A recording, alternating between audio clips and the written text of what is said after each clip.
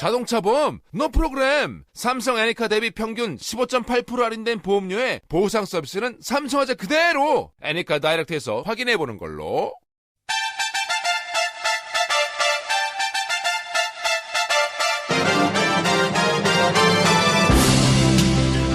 이철이의 이쑤시개.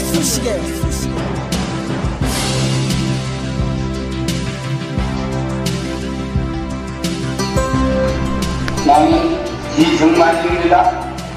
미국 워싱턴에서 해외에 산재한 우리 2,300만 동포에게 말합니다. 어디서든지 내 말 듣나니 자세히 들으시오. 나는 학생 대군들에게 솔직히 오늘 이 자리에서 얘기해보거니와 대군들이 앞으로 이 나라의 주인공이 되자면 적어도 10년 내지 20년 후에라면 대군들이 이 나라의 주인공이 되는 것입니다. 대군들의 시대가 오는 것입니다. 오늘 이 시대에는 우리들 기성세대가 모든 것을 책임을 지고 여러분들 못지않게 나라에 대한 것을 걱정을 하고 분석을 하고 노력을 하고 있다는 것을 여러분들은 잊어서는 안 되는 것입니다. 그래서 내가 이제 7년을 딱 하고 시범을 보이고 모범적으로 한번 하고 그 다음 내 후임 대통령들은 5년씩만 해라 이랬는데 지금 와서 생각해보니까 그분들에게도 7년을 하도록 해주셔야 되는데 5년을 한 것이 내가 지금 와서는 상당히 후회가 된다고. 너무 짧아. 5년은 너무 짧아. 나는 남북 정상회담에서 남북 간의 기본적인 상호 신뢰와 안전 보장의 틀을 마련한다는 전제에서 불가침 또는 무력 불사용에 합의하고 이를 공동으로 선언할 것을. 우리 모두 희망과 꿈을 안고 새롭게 출발합시다. 한 사람의 낙오자도 없이 힘차게 달려갑시다. 여러분께 간곡히 말씀드리고 싶습니다. 마음으로부터 피맺힌 심정으로 말씀한 겁니다. 행동하는 양심이 됩시다.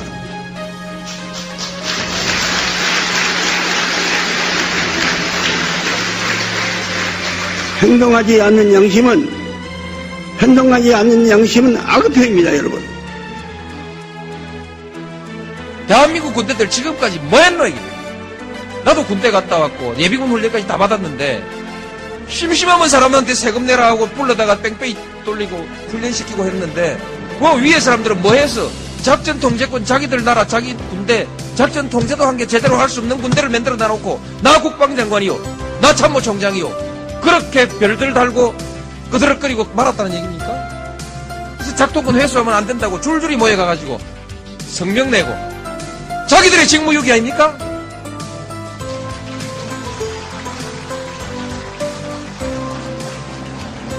부끄러운 줄을 알아야지. 저는 그러한 삶을 살아오지 않았습니다. 누가 나에게 돌을 던질 수 있습니까? 그러나 저는 떳떳하지 않습니다. 누구도 나의 길을 막을 수가 없습니다.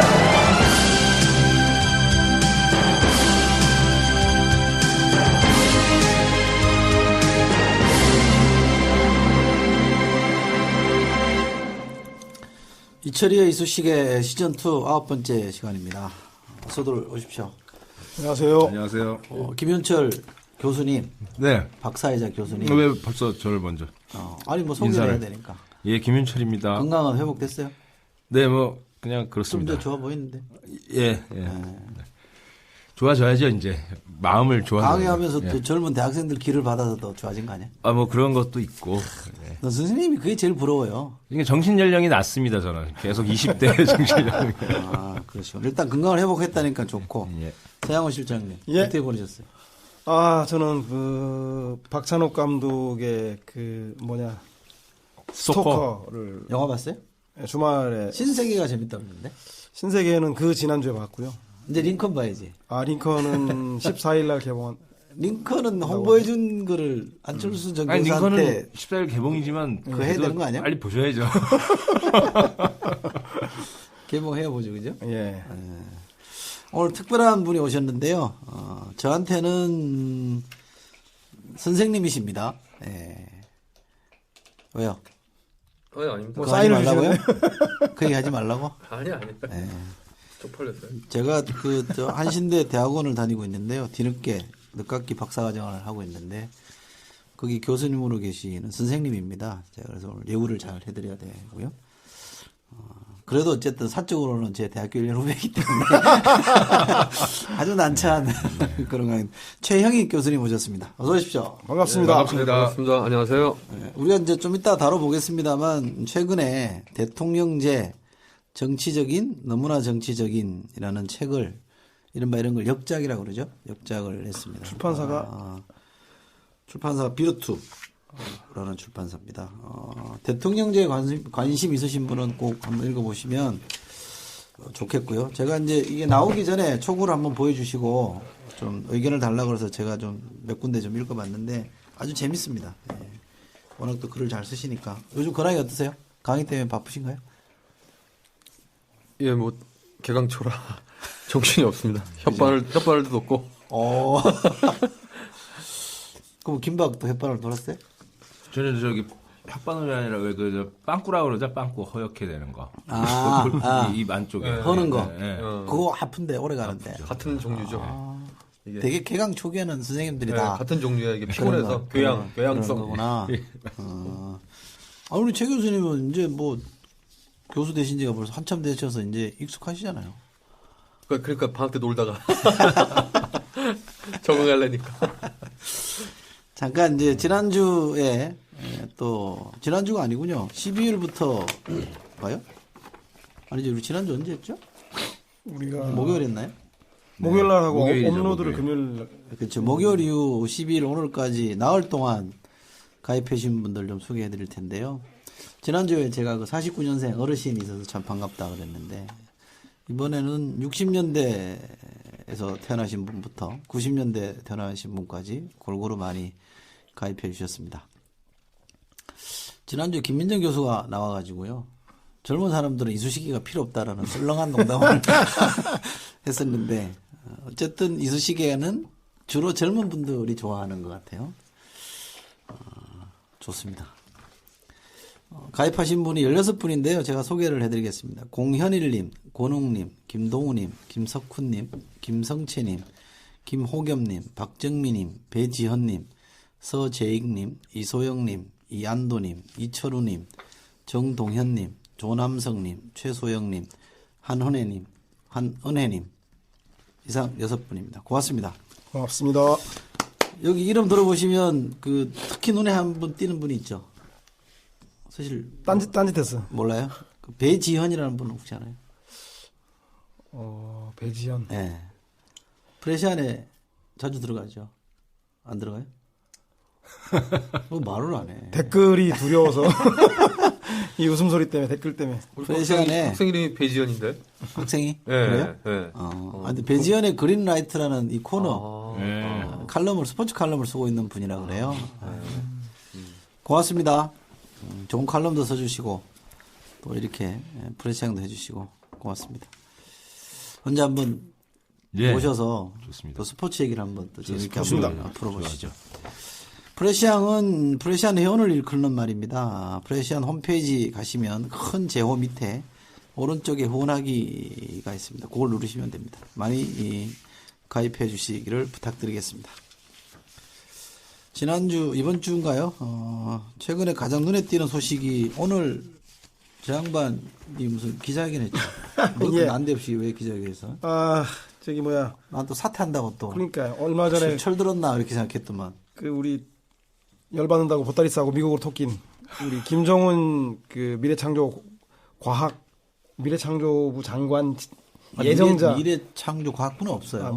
법이 통과 안 돼 있기 때문에. 하여튼 뭐 예정자에 이어서 오늘도 또 우리 종훈이 형이 한 건 했습니다. 오늘 그 국방부 용산에 있는 국방부 청사에서 기자회견을 갑자기 한다 그래서 정치부뿐만 아니라 국방부 출입처 기자들이 발칵 뒤집어져서 야 드디어 저 상식적인 결정을 할 수밖에 없구나 했는데 가봤더니 헌신할 기회를 달래 다시는 절대 사퇴하지 않는다고 재확인하는 기자회견하는 사람이 어디 있어 이 사람 진짜. 김병관 내정자. 김병관.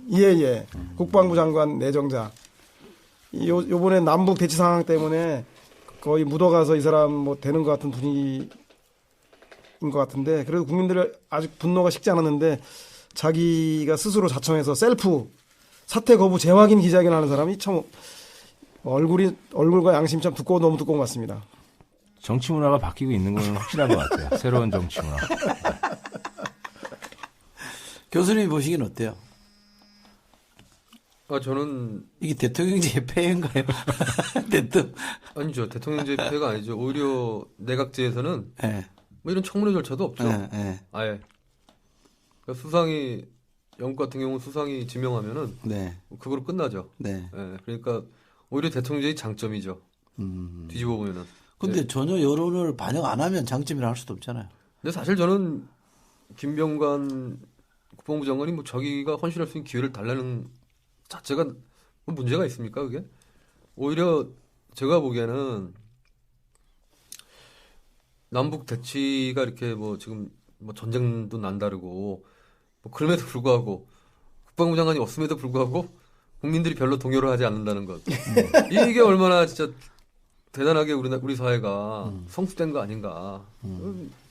난 그 장성들 골프 치러 가시고 뭐 저기 개성공단 별 문제 없고 어제 한겨레 신문 보니까 장기하 노래처럼 우리 잘 산다고 기사가 떴더라고요.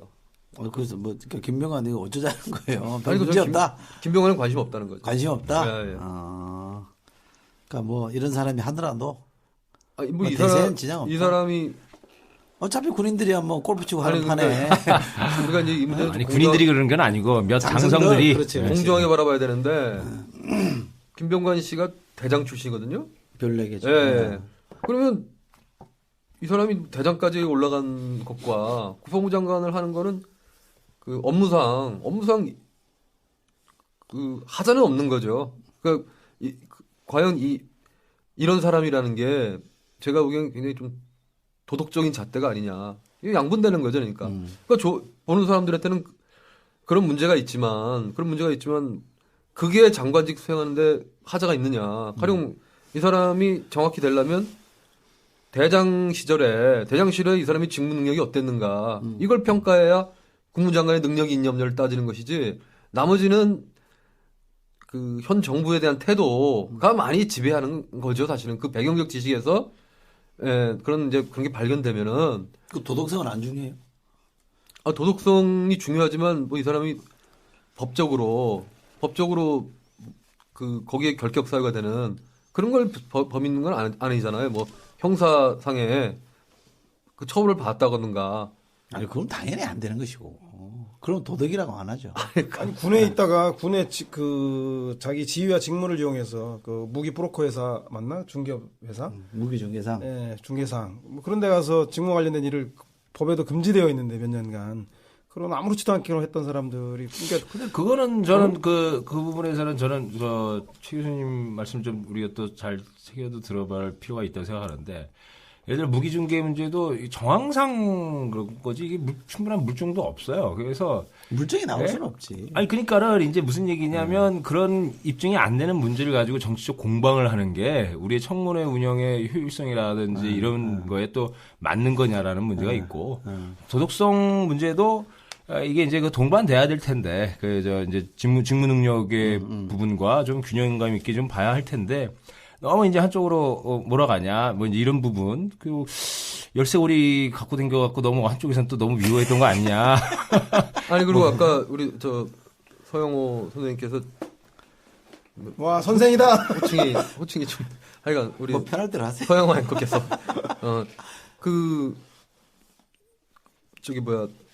대장 예편한 뒤에 몇 년간 안 돼 있다. 그럼 확실한 겁니까? 그게? 그러면, 그건 위법사항이면 장관직 자체가 취임 자체가 스크린될 수밖에 없는 건데, 그러니까 제 얘기는 이제 아까 내가 이따가 그 현재 정부 조직법 그 관련해서 그 종합유선 방송 사업자 관련해서 SO라고 하는 그 관련해서 말씀드릴 게 있는데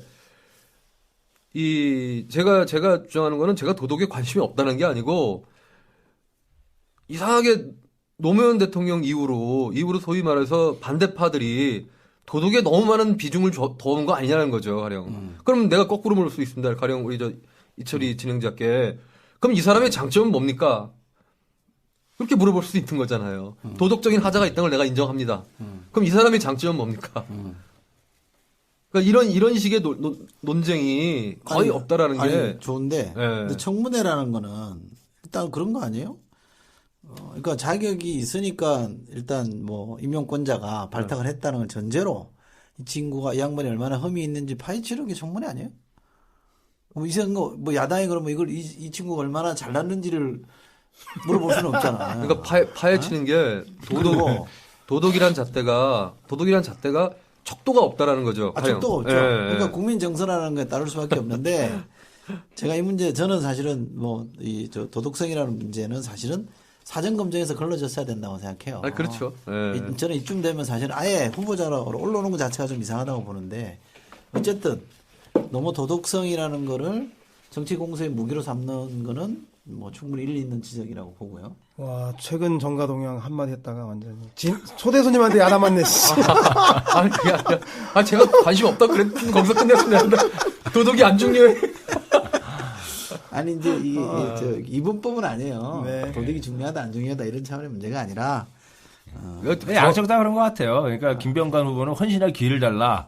뭐 이런 게 아니라 지가 얼마나 직무 능력이 있는지를 입증하고 그것이 여러 도덕적 하자 부분들을 훨씬 극복하고 남는지에 대한 설득력 있는 논리가 있어야 되는데 뭐 그런 건 없고 또 이 비판 세력도 마찬가지죠. 뭐 이게 계속 이제 그 부분 조금 잘났어 보이는 부분들은 이제 전혀 비춰지지 않고 정황상 논 걸 가지고 자꾸 이제 공격을 하니까 결국 정치적으로 이게 좀 소모적인 거 아니냐라는 느낌을 받게 되는 좀 그런 것까지 왔습니다. 이게 이제 작전이었을지도 모르는데 길게 끌어서. 그 판단에 대해서는 뭐 전 충분히 존중할 수 있다고 보는데 일국의 장관 정도 할 사람이라면 본인 때문에 이렇게 논란이 있거나 시끄럽거나 뭐가 잘 안 돌아가면 나는 사퇴하는 게 그 최소한의 난 양심이고 애국이라고 봐요.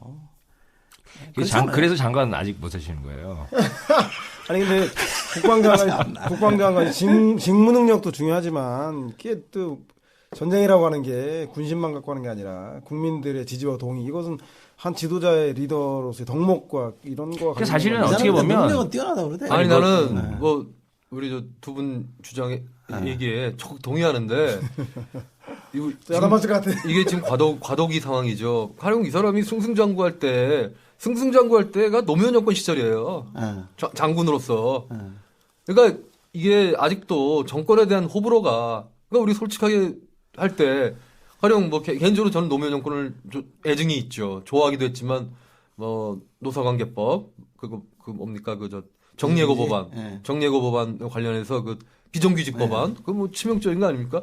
그건 거의 내가 보기에는 그때 모든 진짜 진보적 단체에서 난 그렇게 사업자들의 중심에서 정치를 한 사람들 본 적이 없어요.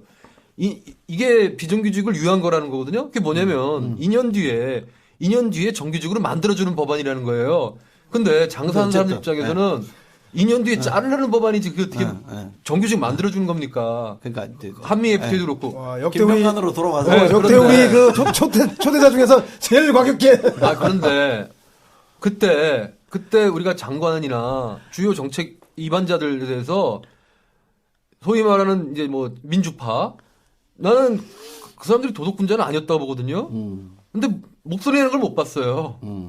예. 이건 굉장히 이 사람이 참여연구대 골프를 별로 안 쳤더라고요. 김병관 내정자가 나 호불호도 없고 나 그 사람한테 밥 얻어먹은 적도 없고 잘 모르지만 지금 제기되는 얘기 중에 많은 부분은 정권에 대한 호불호가 굉장히 연관돼 있다. 그건 인정할 필요가 있지 않냐는 거죠. 그러죠. 예. 그런 면에서 앞으로 이런 게 좀 바뀌기 위해서는 도덕 더하기, 도덕과 더불어서 이 사람의 직무적인 그런 능력이 과연 있는가 없는가 여부도 같이 청문회에서 다뤄지는 게 직무 마땅하지 역량이 않는가. 있는지 없는지 국회의원들이 따질 수 있을까? 따질 수 있죠. 그게 국회의원이 밥 세비법 가는 게 뭡니까? 모르는데? 아닙니다. 그 자료 받고 할 수 있어요. 아니 뭐 국회의원들이 뭐 수준을 너무 높게 생각하시는 것 같아요. 아니지 국회의원은 이렇게 전문적으로 깊이 있게 보는 게 아니라 국민의 눈높이에서 국회의원을 잘라야지 그럼. 국민의 아니 이제는 국민의 눈높이는 아니고요. 아니 눈높이가 낮아요. 우리나라도 왜 갑자기 편들어? 아 이게 갑자기 혼내니까 막 정치권에 아니 지금 의회 조사국처럼 뭐 제가 옛날에 국회 제도개선 특위할 때 의회 조사국 같은 형태를 도입해야 된다 이렇게 얘기했지만 국회의원들이 그런 개별적인 전문적 능력은 없겠죠. 그렇지만 이 사람들이 요청하면요 그 자료랑 그런 베이스가 될 만한 게 상당 정도 그게 관련돼서 그러니까 그런 의지가 없는 거예요. 왜? 그게 언론에 안 나거든요. 사실은 이 사람이 직무 능력이 어땠냐가 아니라 호통치고 당신 땅 투기하지 않았느냐 무기 브로커 아니냐 이런 식의 얘기가 돼야 KBS 9시 뉴스에도 한번 나오고 이렇다는 거죠. 그러니까 뭐 언론에 안 나는 것도 문제고 또 본인들이 잘 모르는 것도 문제고. 그러니까 결론적으로는 이거는 박근혜 결정권자, 임명권자가 어떤 선택을 하냐가 지금 국면에서 왜냐하면 결국 이걸 강행하잖아요. 그럼 나중에 정치적인 이 문제 있잖아요. 부담은 대통령이 지게 돼 있는 거죠. 그렇습니다. 그런데 이런 사람들이 평소에 지금 아까 얘기한 대로 저 참여정부 시절부터 승승장구했다라고 하면 그때 있었던 일들일 거 아니야. 지금 의혹들이. 아니죠. 천안함 아니 뭐 땅 투기하고 뭐 이런 거 있잖아. 아, 땅 투기로 그 뭐 당시 때는 19건인가 10몇 건 중에 2건 성공했다 이런 것들이. 그건 당연하죠. 왜냐면 노무현 정권 때 우리나라 땅이 당군일에 제일 많이 올랐어요. 그러니까. 근데 어쨌든 근데 왜 자꾸 참여정부를 두둔하고 싶을까? 당신 그때 있었어요. 아니 저는 팩트니까. 근데 왜 그때 이런 게 안 걸러졌을까? 스크린이 안 됐을까? 군이라는 특성이 좀 특히나 그렇죠. 있죠. 그렇죠. 그러니까 사실 지금 박근혜 대통령이 김병관 후보를 고집한 것 중에 저는 이제 실제 그런지 아닌지는 그건 뭐 모르겠습니다만 그때도 문제 나왔지 않습니까? 뭐 군 내에서도 어떻게 저런 사람이 장관 되느냐 이런 뭐 소리도 있었다 그러는데 뭐 그게 별로 퍼지지 않았어요. 그러면 대체적인 중론은 이렇게 이제 장관하면 안 된다. 그게 뭐 리더십 때문인지 아니면 무슨 어디 좀 다른 어떤 관계 때문에 그런 건지 그걸 떠나서 하여간 뭐 국내에서의 그런 논의들이 퍼지지도 않고 확산되지도 않고 외부로 유출되기 참 어려운 조직적 특수성이 있고 그래서 이제 그런 문제였던 거 아닌가. 그렇죠. 그러니까 김명관 또 한 가지 포함하면 제가 보면 이 얘기는 제가 한번 칼럼에도 썼었는데 민주화 이후에 한국의 좀 진보적이고 이런 분들 개혁적인 분들이 군에 대해서 관심이 없어요. 그런데 민주주의 제일 중요한 건 좋은 군대 만들기도 굉장히 중요한 과제인데 그러니까 전두환 그때 왜 거수경례 육사 가가지고 받고 이런 문제들은 왜냐하면 군에 대한 사회적인 어떤 관리 뭐 이런 부분들이 필요한데 뭐 그런 걸 좀 이제 우리 일깨워주는 케이스일 수도 있다. 왜 우리는 민간인 출신에서 장관이 안 나오는 거예요? 국방부 장관이. 뭐 민간인치고 그런 걸 잘 알 수 있는 사람이 없는 거죠. 뭐. 옛날에 한 번 있었죠. 장면 정권 때인가요? 그때는 뭐 군대보다 민간인 부대가 더 사실은 국방경부대에 있다고 그러지만 사실 뭐 그게 뭐 군대가 있었다고 얘기하기 참 어렵죠. 왜냐면 이제 뭐 우리나라 정부 초기에는 있다고 한다면 시킬 군인이 없었기 때문에 시켰을 가능성이 높죠. 그렇죠. 근데 지금 미국 오히려. 같으면 국방부 장관은 민간인이 하잖아요. 그렇죠. 민간이 론스펠드도 장군 출신이 아니죠. 그러니까 이게 좀 더 진행되는 게 뭐 동일한 논리로 군인도 대통령 하니까 미국은. 그러니까. 네, 우리도 했잖아요. 아니 우리나라에서 불행한 역사였고 군인은 뭐 입헌적인 절차를 제대로 밟지 않은 그런 거니까 제가 보기에는 이게 동시에 가능할 것 같아요. 가령 일장일단이 있어요. 그러니까 우리나라 민주화가 소위 말하는 뭐 병영으로의 후퇴, 뭐 교과서에 나온 대로 그 김영삼 대통령이 하나의 출신들 별 수십 개를 떨겼거든요. 근데 이번에 점심 먹으면서 칼국수를 드셨대요. 근데 비서실장한테 나 오늘 어땠나? 멋있었지? 근데 사실 전 세계 역사상 이게 이제 그것 때문에 오히려 DJ 앞에 그러니까 군인 정치 군인들을 그 숙정한 과정은 DJ 대통령이면 못했을 거다. 왜냐면 호남이고 이전에 계속 뭐 있잖아요. 광고의 반발. 이제 이런 절차는 굉장히 잘했어요. 그러니까 가령 비교 정치학적인 관점에서는 한국에서 군부가 정치에 후퇴하는 건 굉장히 뛰어난데 동일하게 그럼 대통령 출신은 군인 출신은 대통령이 못 하지 말아야 된다는 사람들 이미지도 강해진 거예요, 사실. 그렇죠. 동시에 국방장관 같은 것도 민간인이 하면은 이건 뭔가 안 된다. 이런 식의 좀 묻게. 안 된다 뭐 이런 게 있어요? 나는 없죠. 나는 했으면 좋겠는데. 아니, 그러니까 이게 관습적으로 굳어져서 자기애는 난 그럴 것 같아요. 민간인이 국방부 장관 해야죠, 이제. 그럼요. 예. 국민 통치가 그러던 대통령이 통수권자로서 근데 뭐 군을 민간인이 통솔하니까. 아니냐보다는 럼스펠드도 사실 굉장히 오히려 군 출신 국방장관들보다 훨씬 더 이 무기업 밀착돼 있었고 무대에 있었거든요. 근데 엄청 우파죠, 그리고. 예, 민간인이 아니라 군부를 그렇죠. 제대로 관리할 수 있는 능력자가 누구냐가 이제 중요한 것 같아요. 근데 장군 출신이냐 아니냐는 나는 다를 수 있다고 봐요. 그렇다고 뭐 저 병장 출신을 저 국방장관 그러니까 우리가 아까 아니 병장 아니, 출신 꼭 그게 지키자는 게 아니라, 아니라. 김 교수님, 이번에 척 케이글이 미국 국방부 장관이 병장 출신이에요. 그렇죠. 아 예. 그러니까 그건 군 출신이 안 그러죠. 그건 이제 민간인 출신이잖아요. 그러니까 그렇지. 이제. 대장 위에 병장. 그렇죠.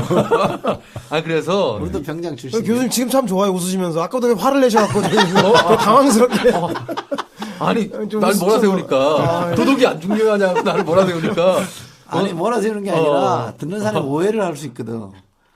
아니 그러니까 잘못 들으면 이게 그러니까 내가 오해를 시키건 안 시키건 이미 그렇게 마음 먹으면은 그럴 수밖에 없는 게 강하게 있다라는 거죠. 나 어제 한겨레 신문에 박근혜를 위한 변명 보고 내가 얼마나 놀랬게.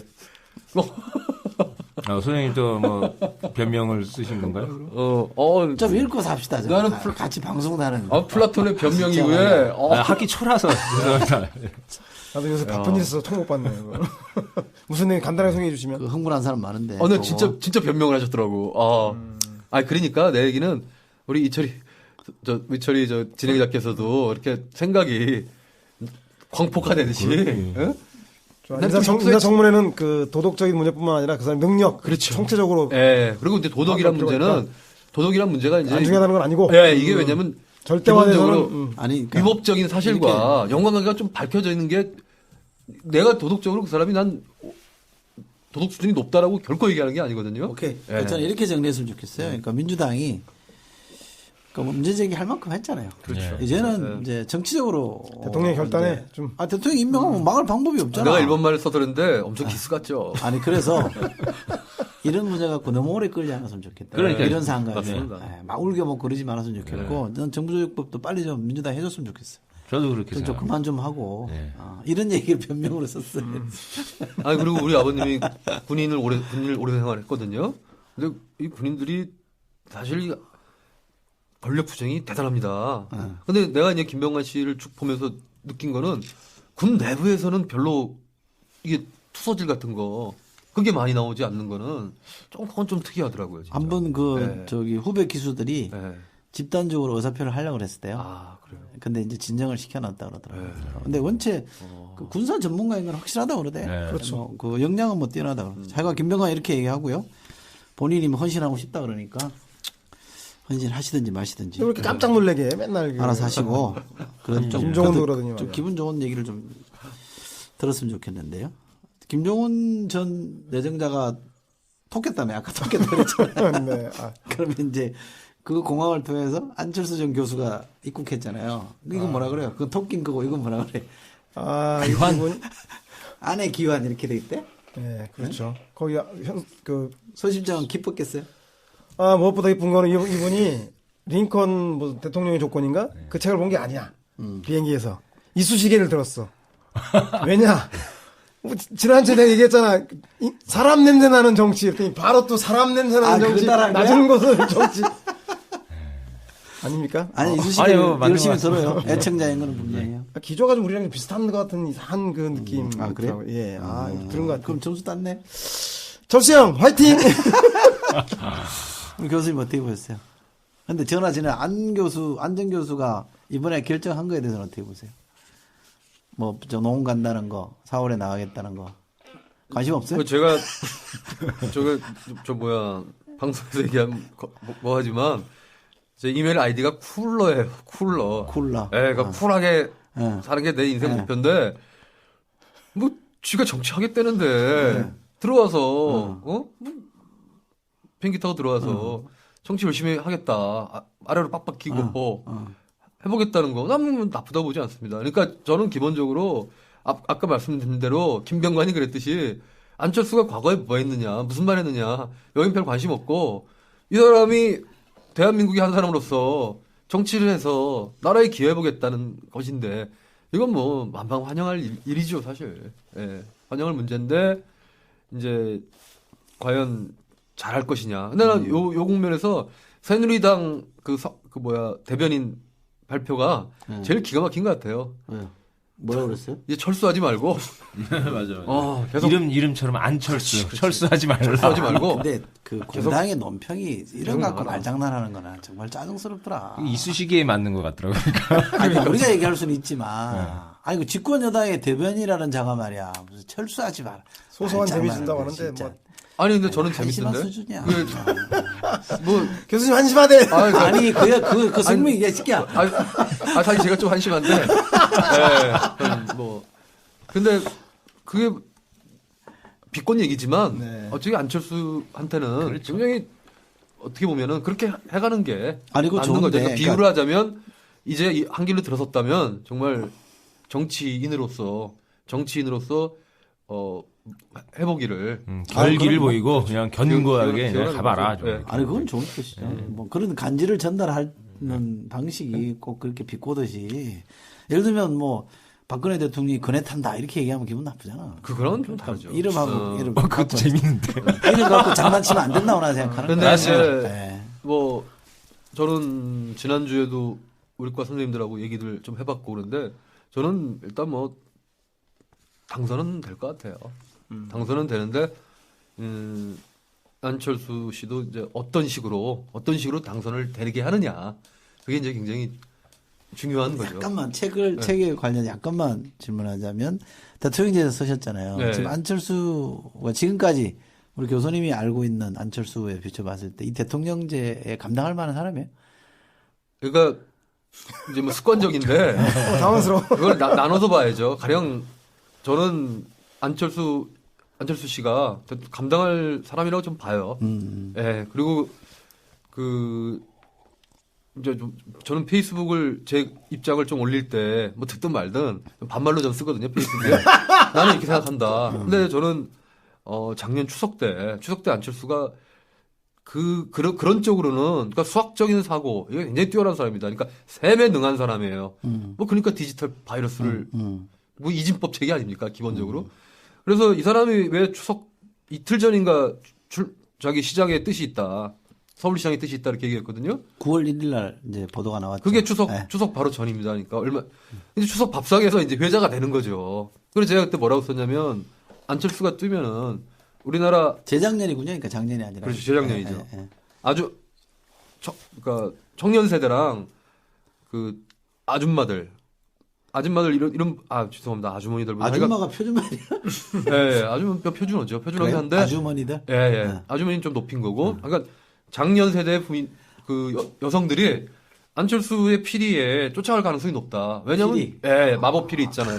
그대로 됐잖아요. 그러니까 논쟁이 많이 붙었는데 여론조사 추석 끝나고 여론조사 붙자마자 압도적으로 높이 나왔어요. 그러니까 뭐 안철수 시장. 근데 그 얘기는 뭐냐면 저는 하루아침에 튀어나온 얘기 같지가 않다는 거예요. 옛날에 뭐 노무현 대통령이 그랬듯이.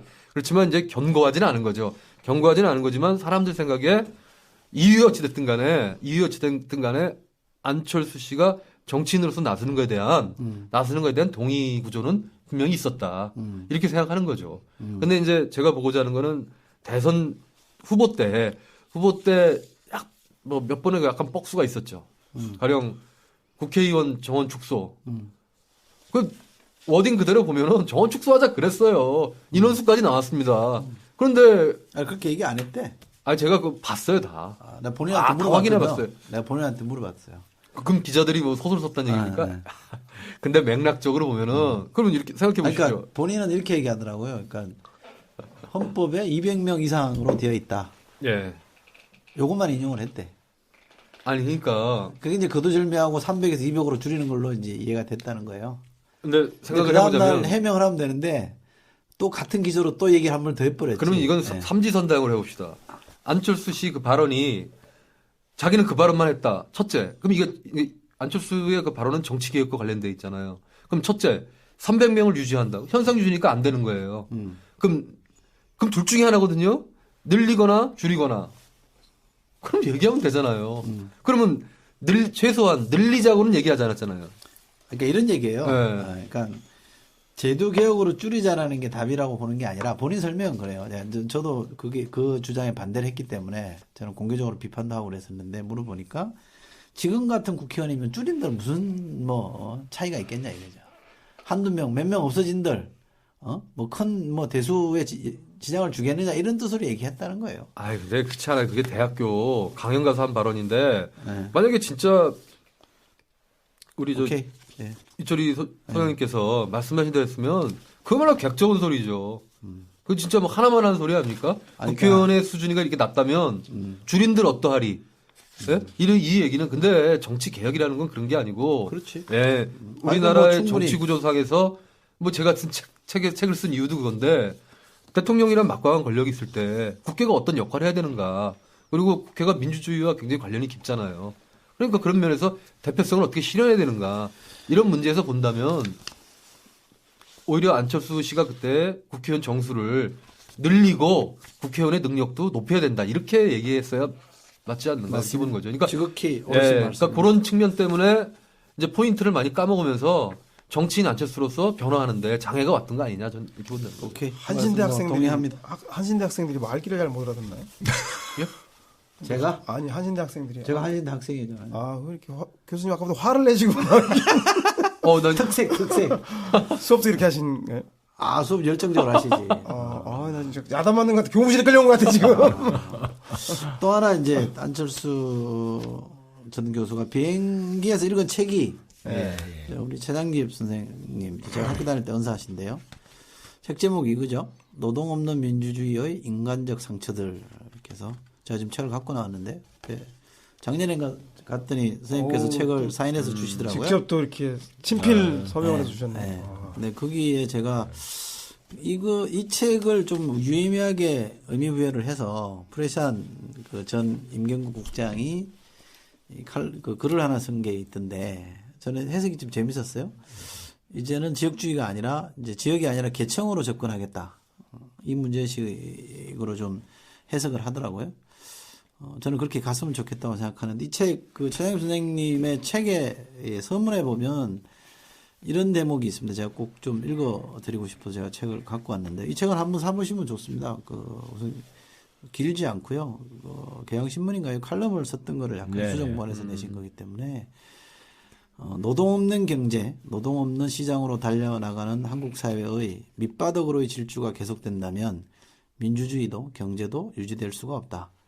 민주주의의 발전을 위해서라도 민주주의의 자체를 잘 제도하고 실천할 뿐만 아니라 그것이 서 있는 사회 경제적 기반을 튼튼히 하는데도 최대한 노력하지 않으면 안 될 것이다.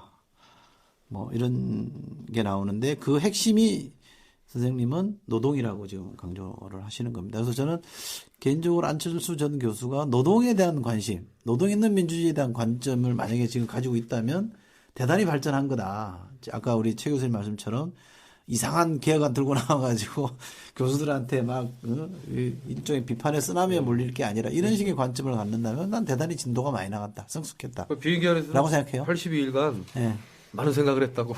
글쎄. 그래서 최 선생님께서 쓴 이 책을 읽고 저는 그런 고민이 좀 더 성숙해서 정말 이렇게 먹고 사는 문제를 잘 푸는 그런데 대안을 가진 정치인, 정치 세력으로 좀 발전했으면 좋겠다라는 생각을 합니다.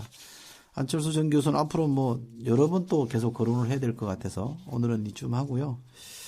우리 책을 쓰신 우리 최익 교수님의 책이 근데 이 제목 내용은 굉장히 딱딱한데 책은 굉장히 소프트하게 이렇게 만들었어요, 그죠? 표지는. 그러니까 이제 우리 서 선생님께서 정확히 적겠지만 책에서는 화를 내는 것 같아서 제목이라도. 아니 우리 최 교수님 오셔서 우리 이쑤시개 격주로 확 높이셨어요. 우리 막 책도 인용하고 막 오늘 근데 이 뒤에 자세히 보니까 룰라 대통령이 밑에 깔려 있는데. 네, 룰라랑 앤드류 잭슨. 그죠 위에는 뭐 앤드류 잭슨. 네, 앤드류 잭슨. 네. 앤드류 잭슨 누구예요? 룰라는 알겠다. 잭슨 민주주의라고 미국 대통령이 유명하신 분 있어요. 모르는 사람이 더 많아요. 왜 나보고 화를 내? 나 화 안 냈어. 나는 알지만 우리 청취자들 위해서, 패시장들 위해서. 그러시니까 내가 화낼 일이 없네 당신한테. 아니 미국 7대 대통령인데 명시적으로 이제 지금 우리나라에서 진행되고 있는 정치 개혁에 노무현 대통령이랑 많이 비교되는 사람이에요. 그러니까 이 저기 하층에서 이제 몸에 총알 두 발을 갖고 평생 죽을 때까지 두 발을 갖고 그래서 미국 민중의 대통령이다 이렇게 처음 평해진 사람인데 그렇죠. 이 사람이 가령 미국 그 대통령 직선제로 해야 된다 이걸 명시적으로 주장했고 또 하나는 그 사법 절차에서 너무 이 정치적인 이 권한을 갖다 축소하려니까 사법심사제도 그거 폐지해야 된다 그리고 또 하나는 처음으로 그 정당 정치에서 그렇죠. 예. 대통령이 됐고 그리고 이제 뭐 여러 측면에서 미국 민주주의나 이미 저 노동 그리고 미국 민중들의 그 링컨 전에 가장 앞선 진보적인 대통령으로 평가받는 사람이 이제 이 앤드류 잭슨 대통령이죠. 그래서 미국에서 그 뭐 미국 민주주의에 기여한 3명을 뽑는다면은 제퍼슨이나 이런 사람보다 앤드류 잭슨, 링컨, 루즈벨트 세 분을 이쯤 박수 나와야 돼. 그래서 그 알렉시스 터커빌이라고 하는 사람이 미국 민주주의의 가장 큰 장점 두 개를 꼽힌 게 뉴잉글랜드의 이제 타운 미팅 같은 풀뿌리 근거 네. 그리고 앤드류 잭슨의 리더십이었어요. 나도 그 책 읽었는데 나 그거 왜 기억이 안 나지? 다시 막 읽으셔야 돼요. 번역이 잘못됐나? 번역 진짜 그 책 우리 최 교수님 수업 시간에 읽었던 것 같은데. 조금 좀 문제 있죠. 그죠? 네. 네. 그게 너무 두껍고 토크빌이 사실은 우파예요. 프랑스에서 그렇죠. 예. 대대로 귀족 집안의 우파인데 이제 제가 이 책을 쓰면서 토크빌 언급 중에 굉장히 흥미있는 지적은 미국 대통령은 강한 대통령이 아니라는 거. 그걸 이제 토크빌이 적시하고 있고 토크빌이 갔던 때가 앤드류 잭슨 시대거든요. 가장 강한 대통령을 봤어요. 그럼에도 불구하고 토크빌이 뭐라냐면 미국 정치에서 대통령이 할 수 있는 아무것도 없다. 왜냐하면 입법권 자체가 이 의회에 독점되어 있는데 이제 제가 핵심적으로 주장한 내용은 강력한 의회가 있었기 때문에 대통령이 아등바등 살아볼래다 보니까 그러니까 정치력을 발휘할 수밖에 없는 거죠. 그렇죠. 예. 그러니까 미국 대통령제의 기원이 원래는 그 의회제에 대한 견제예요. 그러니까 우리랑은 좀 반대죠. 우리는 이제 재앙 대통령에 대한 의회인데. 내용을 조금 이제 살펴보기 전에 서문의 첫 문장이 이거네요. 문자를 깨우치고 처음 읽은 책이 링컨 전기였다. 또 안철수 교수가 또 링컨 얘기하고. 현재의 링컨이 제가 화제네. 다음 주 링컨 영화 개봉합니다, 여러분. 네.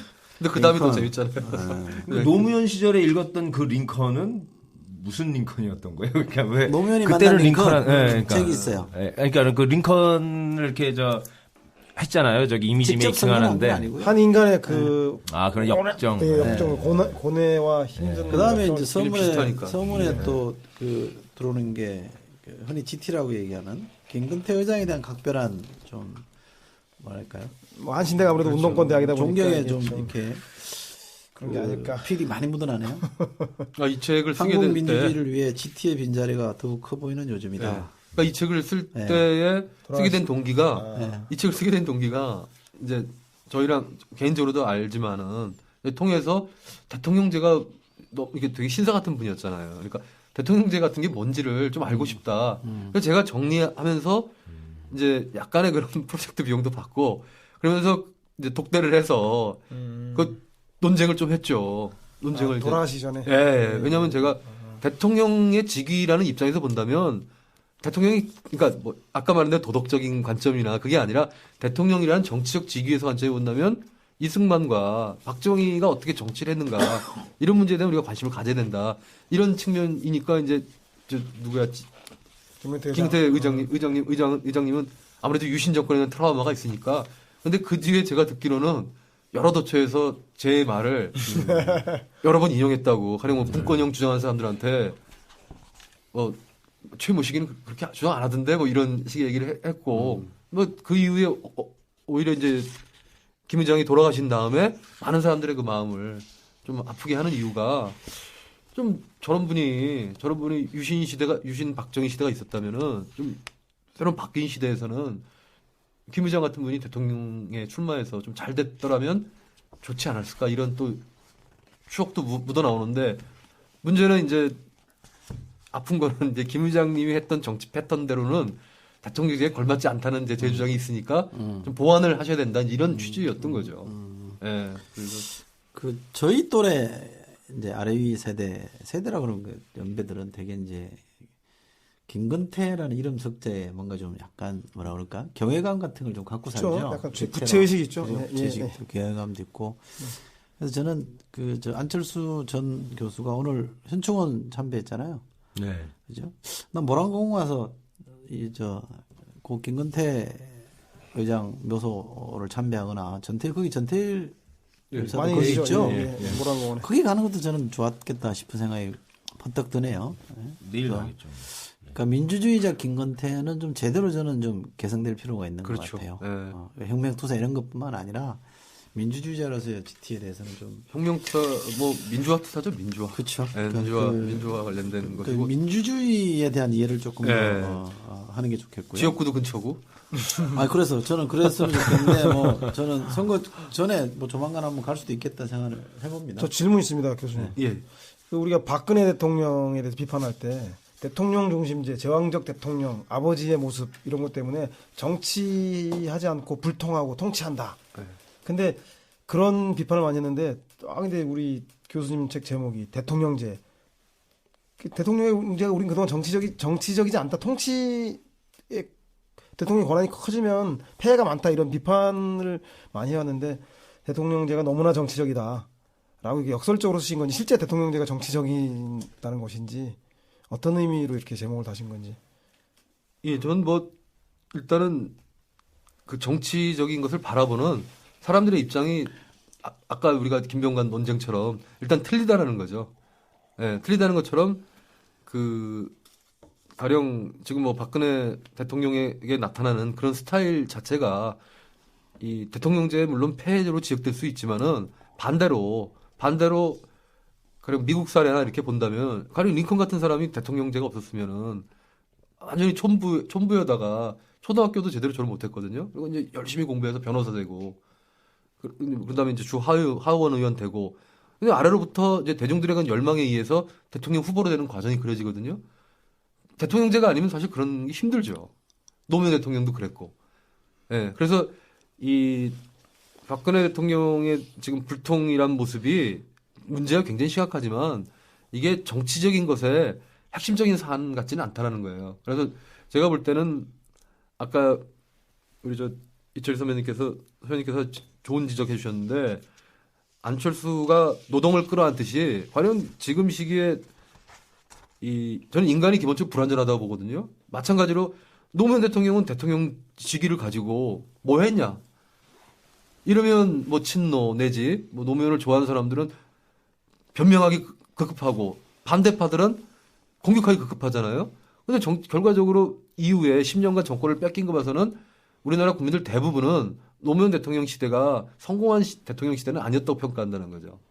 예, 그런 측면에서 볼 때 정치라는 건 상대적인 원리가 작용한다는 게 하나가 있고 또 하나는 이 박근혜 대통령의 그런 저는 불통 문제 이런 것 같다 솔직히 좀 제 입장에서는 약간 소소한 문제라고 봐요. 오히려 지금 시기에 박근혜 대통령이 현 시대에 그 주어진 과제가 뭐냐. 제 입장에서는 대통령으로 책무에서 가장 중요한 게 남북 문제와 한반도 문제를 관리하는 거라고 보는 거죠. 그 이명박 정권 때 워낙 이게 후퇴해갖고 정말 너무너무 거의 과거로 10년 이상 후퇴된 거기 때문에 이 박근혜 대통령께서 이런 문제를 잘 매니지할 수 있다. 그러니까 뭐 잘 관리하고 남북 관계를 잘 풀어준다면 아까 다소 말한 그런 문제가 있을지라도 대통령제에 부합되는 그런 역할들은 잘 해나갈 수 있지 않느냐 이런 생각이 들고 뭐 그런 측면이 있는 거죠. 그러니까 뭐 불통 이런 이미지는 언론에서 하도 많이 얘기되고 그런 거기 때문에 그게 이제 대통령 지위와 직접적인 관련이 있지는 않다고 저는 좀 봐요. 네. 이 책을 이제 쓰신 걸 제가 이제 읽었던 거에 하면 이제 상당히 좀 잘못된 인식이 있다. 그렇죠. 대통령제에 대한. 그걸 좀 바로잡기 위해서 이제 책을 쓰신 건데 뭐 여기도 그런 대목들이 많이 나와요. 프랑스 대통령제에 대한 이해라든지 이런 부분들이 좀 그냥 제가 뭐 많이 읽어보지는 않았습니다만 일상에 좀 대통령제에 대한 이해와는 좀 다른 해석이 많이 있거든요. 우선 이제 이 책을 쓴 문제의식이라는 게 있을 거 아니에요. 대통령제에 대한 잘못된 인식이 있다. 우리 사회에. 그게 뭐죠? 지금 이제 교수님이 제일 크게 지목할 수 있는.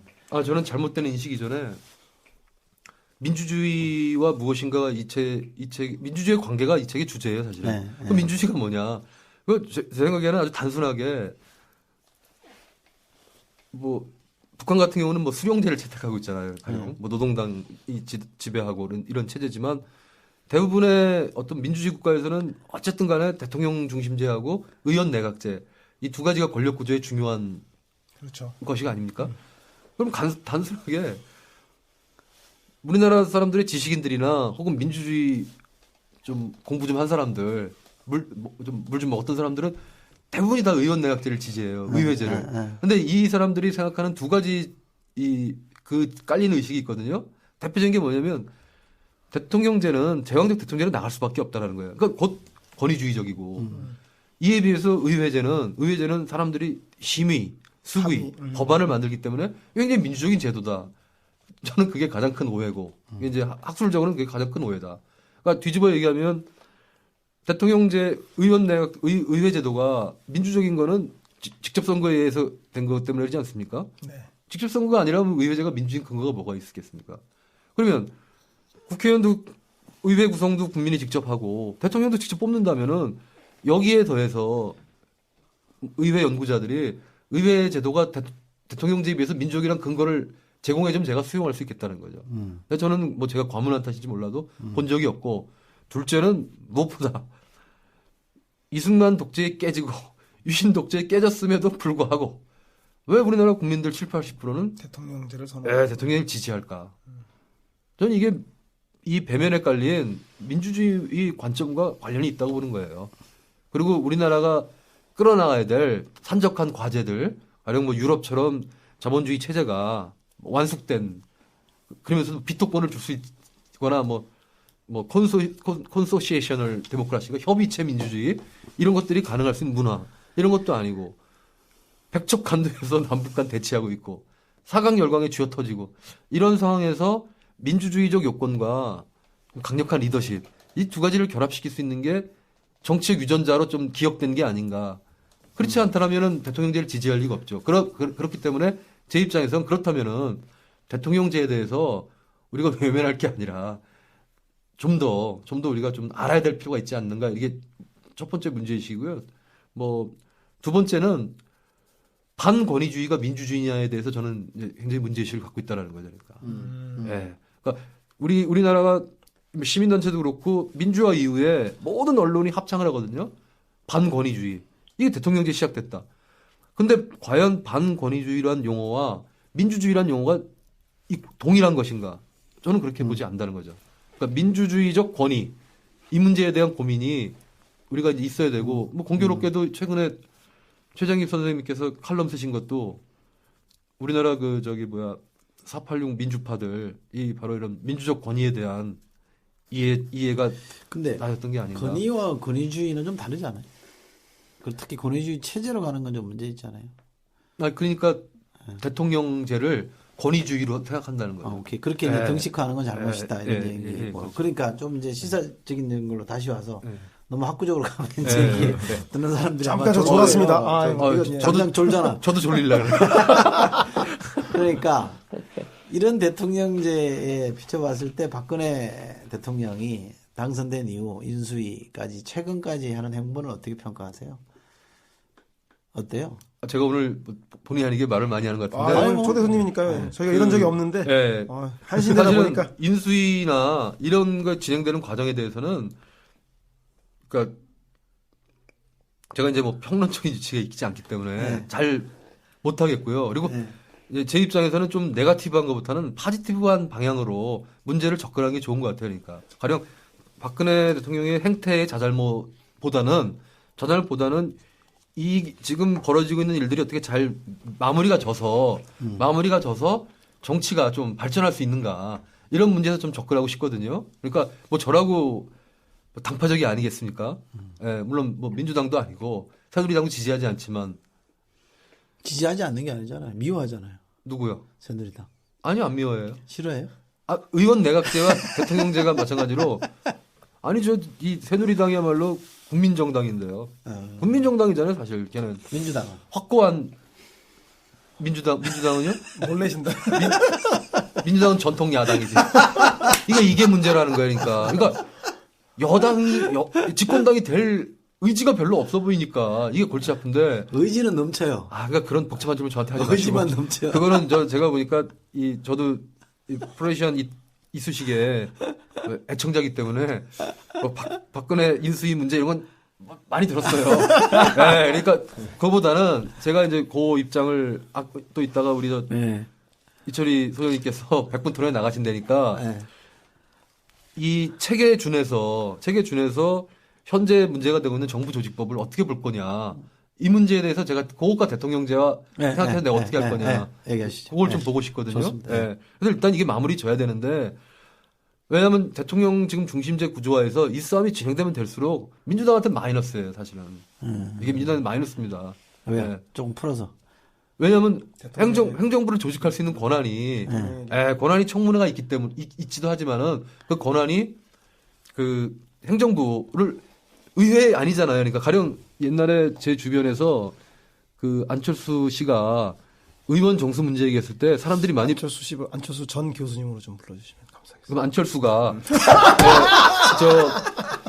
모든 신문에서 안철수 귀국 그러더라고요. 이건 그러니까 우리도 그런 문화를 발전시켜야 됩니다. 진짜 빼고. 미스터 안. 다 여기 전 교수라고 가로치고 들을 거예요. 제 호불호가 아니니까. 페이스북도 한 말인데 뭐. 그분이라 그러잖아요. 왜 대통령 출마를 할 분이 국회의원 제도 갖고 문제를 삼느냐.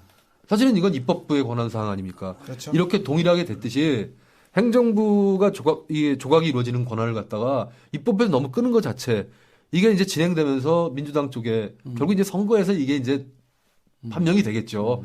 이건 뭐 싸우면 민주당이 버티면 그냥 가는 거예요. 그런데 문제는 민주당으로서도 이 문제를 그냥 지나칠 수는 없는 건 분명히 있겠죠.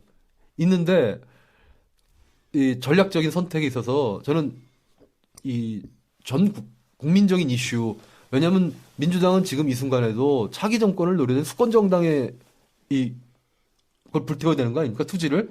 그러면 지금 하나하나 행보가 4년 5년 뒤에 자기들에게 어떤 심판이 내릴 것인가의 관점에서 접근할 필요가 있고 5년 뒤에 우리가 정권을 가져오겠다.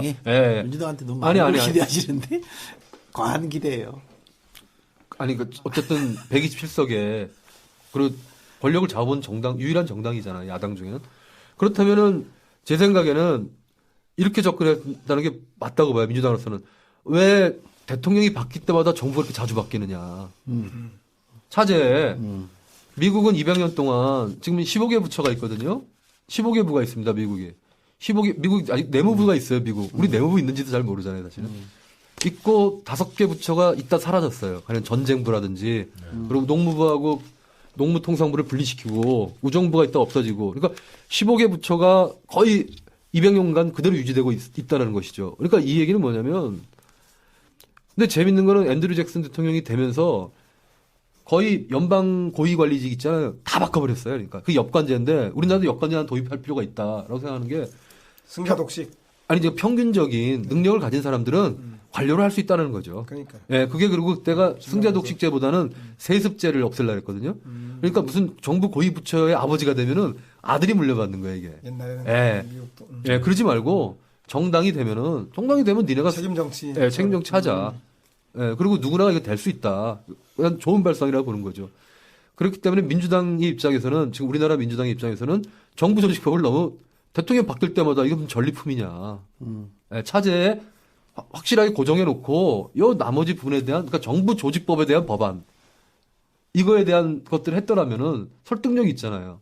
그러면서 이번 기회에 박근혜 대통령이 요구를 들어준다 하더라도 다음 정권을 잡을 때는 이것에 준해서 늘리고 줄이는 것을 한정하게끔 한다든가 이거 하나를 좀 했더라면은 뭐 좋았을 것 같고 두 번째는 이 지금 법안 있지 않습니까? 지금 법안에서 사실은 이게 그 종합유선 업자들, 그 종합유선 사업자들, 그 사업하신 분들이 채널권을 그 미창과부, 미래창조과부 줄여서 그렇게 얘기할 수밖에 없죠, 우리가. 미창이란 술집 얘기하는 그래서 거기서 만약에 그것에 대한 이제 인허가권을 주기로 돼 있는 거죠. 근데 혹시 그것들 아세요? 이 인허가권이 어떤 법안에 있는 내용인지?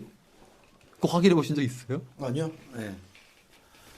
그러니까 애써 인허가권이 어느 법에 정해져 있느냐? 네.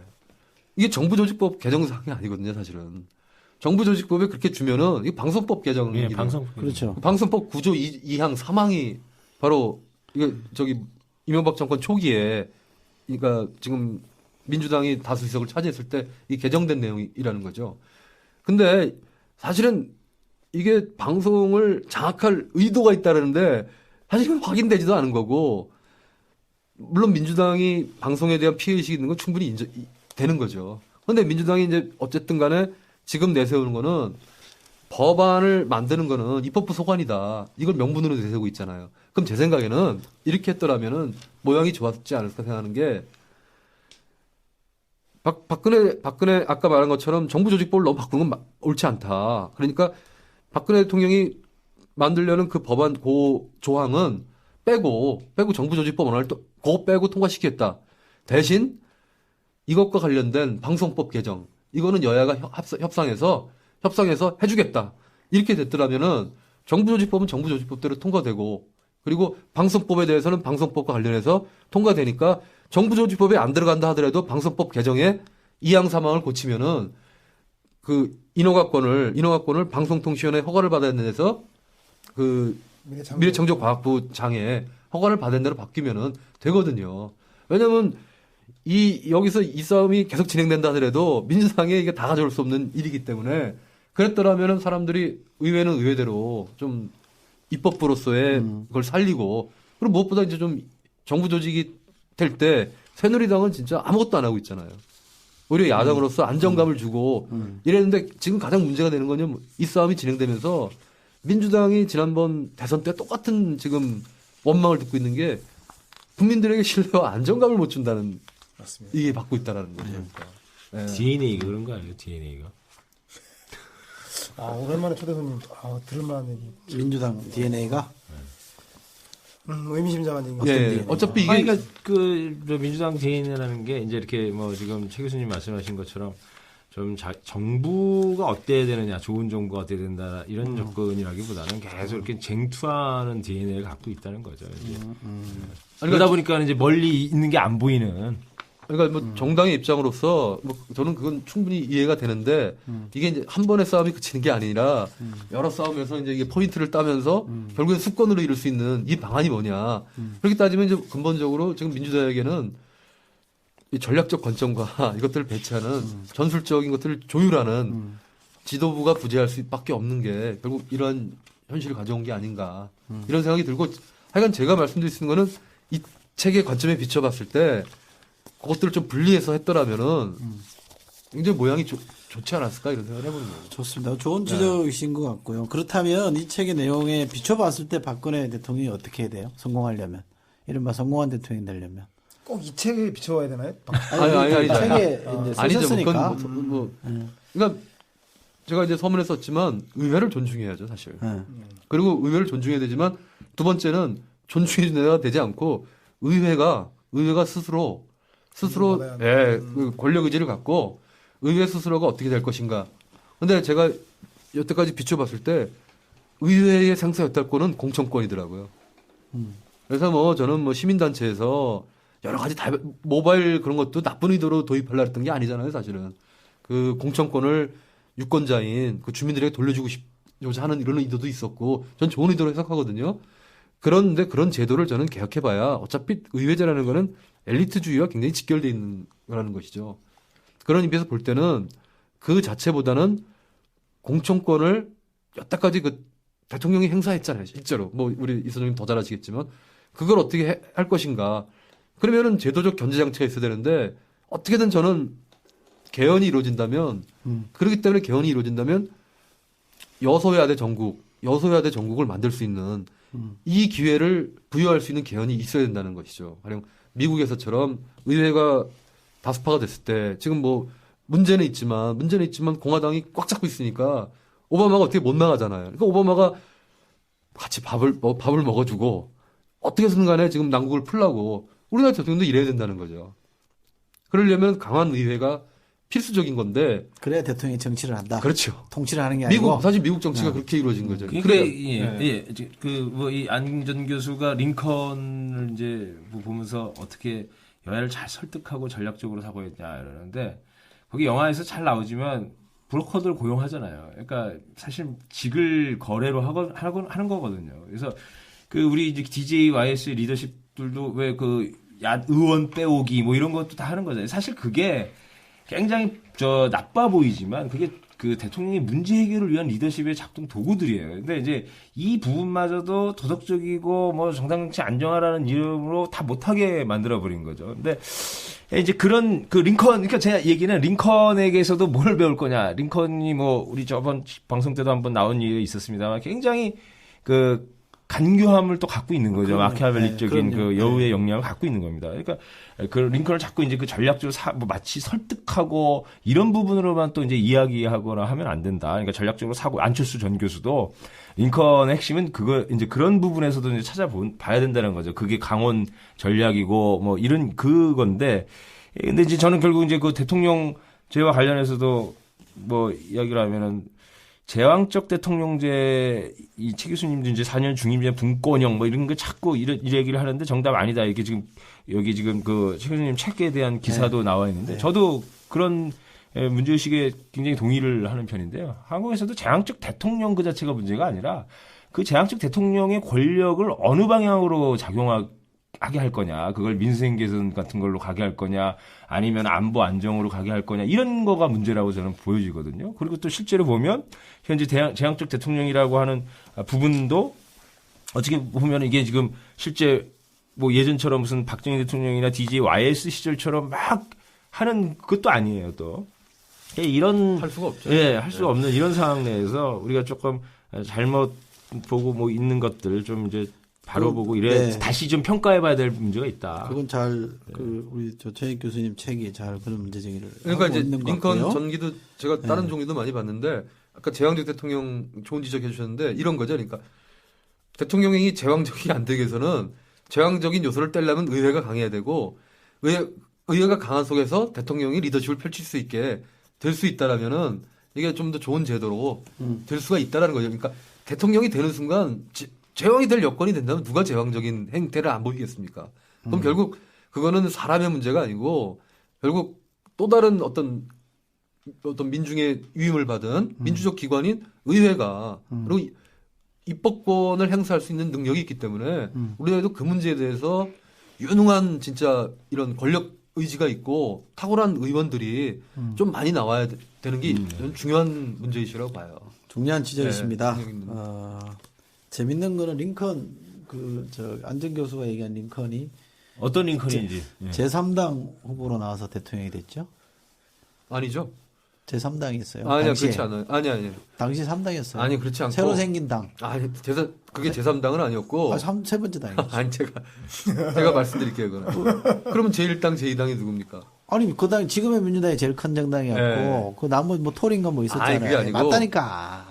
내기할까요? 아니, 맞아. 내기 나왔어, 세 번째 정당이었어요. 아니, 그게 아니고. 제3당 후보로서. 역시 뭐 많이 배우나 적게 배우나 내기로 끝내는 거니까 다 진짜. 제가 주특기입니다, 내기가. 빨리 하세요. 지금 끝내고 제가 가야 돼서. 네. 그게 아니고, 그거 확인해 보세요. 왜냐면, 그리고 이제 제가 지적한 거는 링컨 대통령이 그러한 마키아벨리안적인 아주 전략적인 간지를 부렸지만은 문제는 닉슨 대통령의 그런 목적은 뭐냐면 수정헌법 13조 노예제를 완전히 폐지하자는 대의에 복무하기 위해서 자기가 어떻게 할 거냐를 고민하는 분이거든요. 만약에 그 복무해야 될 대의가 나쁜 것이었다면은 이 사람은 평가를 못 받는 거죠. 지금 서문에 최 교수님 쓰셨더라고요. 확고한 목적은 적절한 표현을 찾는다. 이 마키아벨리. 저는 굉장히 인상적인 게 저도 좋아하는 문구인데요. 아, 그리고 저 정당 제도에 대해서 제가 그거만 간단하게 말씀드리면은 그 당시에 우리 이 선배님이 확실한데 조금 착각하시는 게 링컨이 대통령 당선될 때는 이미 공화당으로 세팅이 됐고 공화당으로 세팅되기 전에 휘그당이 몰락하면서 민주당으로 맞습니다. 노예제를 갖고 찢어졌거든요. 근데 이 휘그당이 왜 생겼냐면 앤드류 잭슨에 대항하게 생긴 당이 피그당이에요. 그러니까 이 피그당이 영국의 토리당의 왕당파고 피그당이 자유파 아닙니까? 그러니까 이 사람은 앤드류 잭슨을 보기에 미국의 그 기득권자들은 이 사람 독재자라고 보는 거예요. 그러니까 독재자에 저항하기 위한 정당 이름을 다시 피그당으로 만들었는데 노예제도 문제를 두고 피그당이 갈라습니다. 그러니까 피그당이 갈라서게 되는 거죠. 왜냐하면 남부 피그당은 남아있을 수가 없잖아요. 그러면서 그때 뭐 남올라당도 있고 그리고 북부민주당도 노예제를 반대하게 되니까 그러니까 이 사람들이 모여서 만든 당이 공화당이 됐고 이제 그 국면에서는 피그당이 없어져서 공화당이 됐기 때문에 이 사실은 제2당이라고 볼 수 없어요. 아니, 근데 제가 알기로는 하여간 저는 분명히 제3당이라고 알고 있어요. 아니 그러면 네. 이렇게 이걸 네. 확인하면 맞는 게 네. 대선 후보 때 네. 2명이 나왔잖아요. 아니요, 2명 아니에요. 과반 의석을 못 아니 얻고 근데 과반 이제 득표를 못했어요. 그 당시에 미국 정당 정치 지형이라는 게 30몇 프로가 예. 당선됐어요. 아니 맞아요. 한국의 새누리 그건 민주 확실해요. 양당 체제하에서의 네. 제3당 같은 의미는 아닙니다. 아니, 이건 이미 아니 그렇지. 아니, 이 선배님, 이 그렇게 선배님. 수평적으로 아니, 이철희 얘기하는 건 선배님. 아닌데 그거 확실히 점점 틀린 게- 흥미진진해니까 다음 주 아니, 그거 기대하십시오. 하나만 한 번 더 나올까요? 아니, 그거만 확실하게 좋습니다. 확인할게요. 뭐 의회에서 후보가 2명이 아니 그러니까 아니었어요. 과반수를 못 넘으면요. 과반수를 못 넘잖아요. 선거인단 투표 아닙니까? 그렇지. 과반수를 못 넘으면 하원으로 넘어가요. 그렇죠. 그럼 대통령을 아, 하원이 그 전에 뽑았다. 그렇지. 아니 일반 득표에서 얼마 못 얻었다니까. 아니 중요한 건 그게 아니라 미국에서는 일반 득표라는 게 의미가 없고 생각을 그리고 해보십시오. 아니 그러니까 제가 이렇게 정리하죠. 그러니까 뭐 다음 시간에 확인해 보면 되니까. 예. 저는 알기로 아니에요. 후보가 2명이었지 않았어요. 후보가 여러 명이 아니 있어요. 그게 중요한 게 아니고 군수 후보가 있었겠죠. 지금은 제1당이냐 2당이냐의 문제인데 제가 말씀드린 건 뭐냐면 미국에서는 지금 미국 헌법 2조 2항이 뭐냐면 대통령 선거인단 조항이거든요. 지금 미국 헌법에 미국 유권자가 대통령 뽑기로 돼 있지도 않아요, 아직. 아, 글쎄 그건 아는데. 주에서 결정하게 돼 있는데 네. 아니 그러니까 얘가 얘기하는 건 뭐냐면 오바마도 마찬가지고 전체 득표율 30몇 %를 받았건 선거인단 수에서 과반을 얻었냐 못 얻었냐 이 얘기잖아요. 아, 그 과반 얻었으니까 대통령이 됐겠지.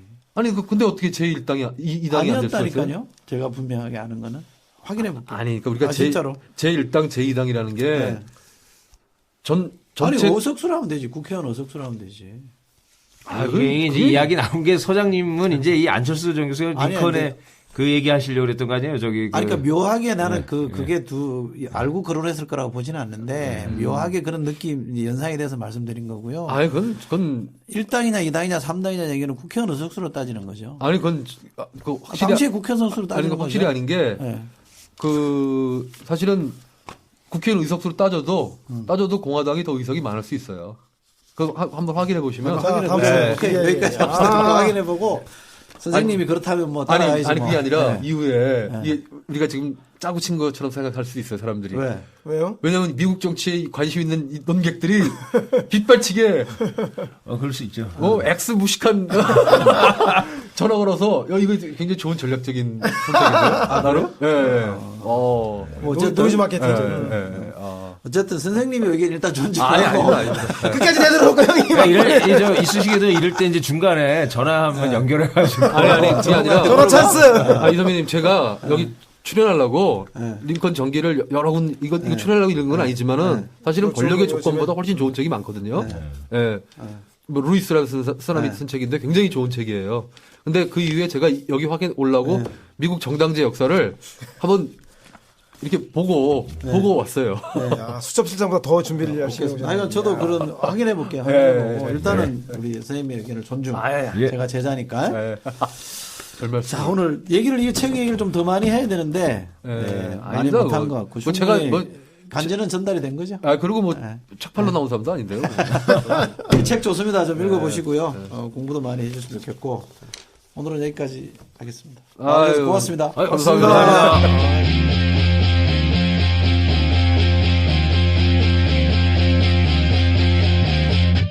네가 깜짝 놀랄 만한 얘기를 들려주마.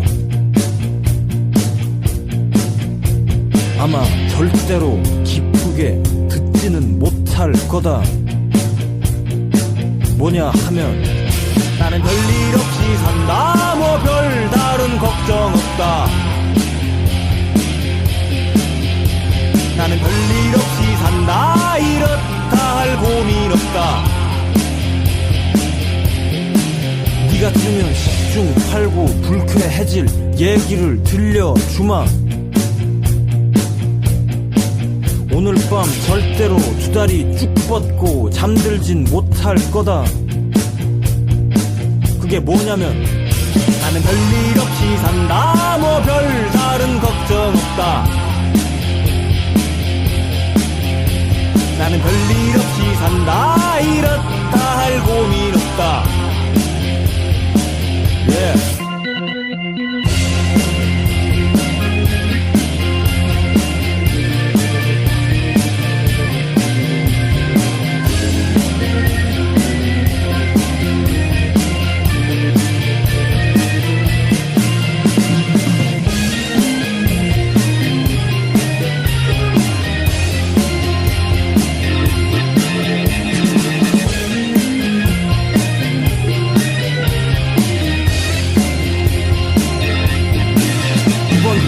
네가 절대로 믿고 싶지가 않을 거다.